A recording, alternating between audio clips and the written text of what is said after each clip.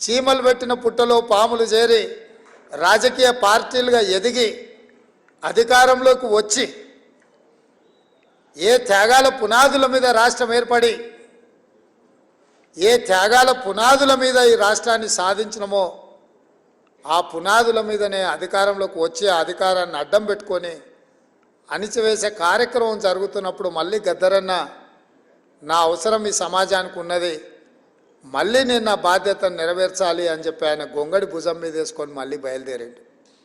ఆ విధంగా మళ్ళీ తెలంగాణ ఉద్యమం అదే తుది తెలంగాణ ఉద్యమంగా మారాలి. ఇక ఈ తెలంగాణ సమాజం మళ్ళీ ఉద్యమాల బాట పట్టొద్దు, ఈ తెలంగాణ సమాజంలో ప్రజాస్వామిక తెలంగాణ ఉండాలి, ప్రజలెన్నుక ప్రభుత్వం రావాలి, ప్రజాపాలన జరగాలి అని గద్దరన్న కోరుకున్నాడు. గద్దరన్న ఆరోగ్యం బాగలేకపోయినా బట్టన్న చేస్తున్న పాదయాత్రలో ఆదిలాబాద్ నుంచి ఖమ్మం జిల్లా వరకు ఎప్పుడు అవకాశం వచ్చినా వారు పాల్గొన్నారు. వారిచ్చిన స్ఫూర్తి మాకందరికీ ఆనాటి పాలకుల మీద కొట్లాడడానికి ఎంతో మనోధైర్యాన్ని ఇచ్చింది. అప్పుడప్పుడు ఈ పోరాటంలో నిరాశ నిస్పృహ కలిగినప్పుడు నేను గద్దరన్నను లోతుకుంటా ఇంటికి వెళ్ళి కలిసేవాడిని. చాలామందికి తెలియదు ఆ విషయము. అప్పుడప్పుడు వెళ్ళి గద్దరన్నతో కూర్చొని మాట్లాడేటోని.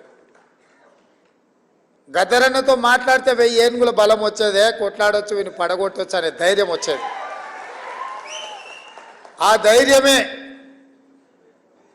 ఘడీల రూపంలో నిర్మించుకొని ఇనుప కంచెలేసుకొని తెలంగాణ ప్రజల యొక్క చెమట వాసన చూడని నేను తెలంగాణ ప్రజలకు ప్రవేశం లేదు ఈ గడీలో అని విర్రవీగినరో ఆ గడీల తలుపులు బద్దలు కొట్టి తెలంగాణ ప్రజలందరినీ ఇది మీది, మీ రక్తాన్ని చెమటగా మార్చి చెల్లించిన పన్నులతో నిర్మించిన భవనాలు భవంతులు ఇవి పేద ప్రజల యొక్క అభ్యున్నతి కోసం పరిపాలన నిర్ణయాలు తీసుకోవడానికి ఉపయోగించాలి, అందుకే దీనికి జ్యోతిరావు పూలే గారి పేరు ఉండాలి అని చెప్పి మా ఒత్తిడితో మా పోరాటంతో మేము ప్రకటించినాం.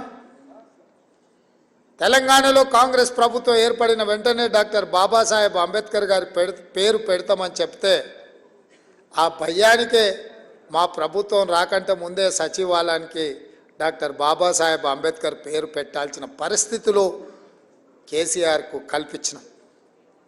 ఇంతకుముందు పెద్దలు కంచయ్యలయ్య గారు, కవిత గారు నాకు ఫోన్ చేసిండ్రు, అసెంబ్లీలో జ్యోతిరావు పూలే గారి విగ్రహాన్ని పెట్టడానికి మీరు రావాలి అని. అయితే చాలామంది ఆ 10 ఏళ్ళు ఎందుకు పెట్టలేదు, 10 ఏళ్ళు ఎందుకు అడగలేదు అంటారు. ఆ 10 ఏళ్ళు వాళ్ళ నాయన మీద సంపూర్ణమైన నమ్మకం ఉండి ఈయన దుర్మార్గుడు, ఈయన పెట్టాడు కాబట్టే ఈరోజు ప్రజాప్రభుత్వం వచ్చింది, తప్పకుండా ప్రజాప్రభుత్వం పెట్టడానికి అవకాశం ఉంది అని చెప్పి వినతి పత్రం తీసుకొని వచ్చి ఏ దళితున్నైతే ముఖ్యమంత్రిని చేస్తా అని చెప్పి మాట ఇచ్చి మోసం చేసిండో ఆ దళితున్నే ఇందిరమ్మ రాజ్యంలో అసెంబ్లీకి స్పీకర్గా నిర్ణయిస్తే ఆ దళితుడే స్పీకర్గా ఉంటే మా గడ్డం ప్రసాద్ గారికి కల్వకుంట్ల కవిత గారు వినతి పత్రాన్ని ఇచ్చిండ్రంటే ప్రజాప్రభుత్వం వచ్చినట్టే, ప్రజాపాలన మొదలైనట్టే అని చెప్పి నేను వేదిక మీద నుంచి చెప్పదలుచుకున్నాను.